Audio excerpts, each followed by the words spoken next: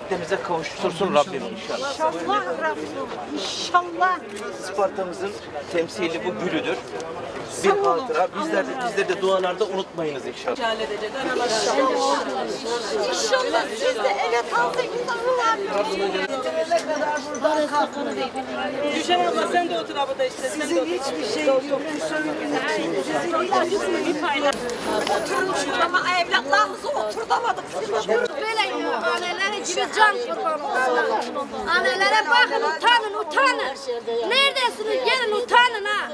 Benim adım Leyla Avunan, Emrah Avunan'ın oğlu. Bak vatana, milletime teslim ettim. Yazıktır, günahtır bu analara. Yani anaları görün. Feryadı duyun.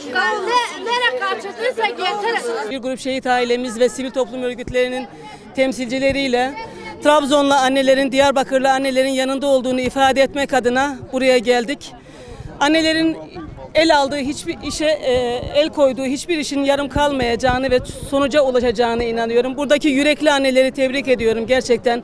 Evlatlarının geleceğine, ülkesinin geleceğine sahip çıkan annelerin bu onurlu duruşuna biz de Trabzon'dan destek vermek amacıyla buraya geldik. Dualarımız başından beri onlarla.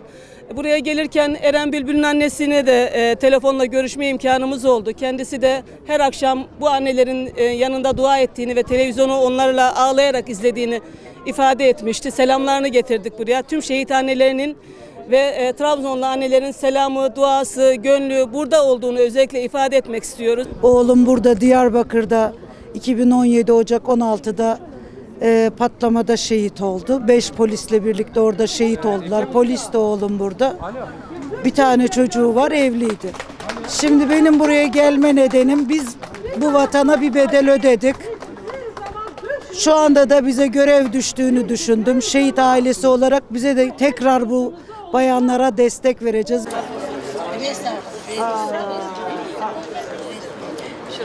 Yanan bile geriye yan. Benim bağrım yanar. Bir oğlum İstanbul'da asker. Ne olursunuz uzak yoldan geldiniz.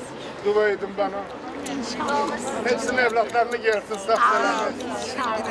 Benim oğlum da gelsin. Benim beduam bunlara Yakup Peygamber'in beduası.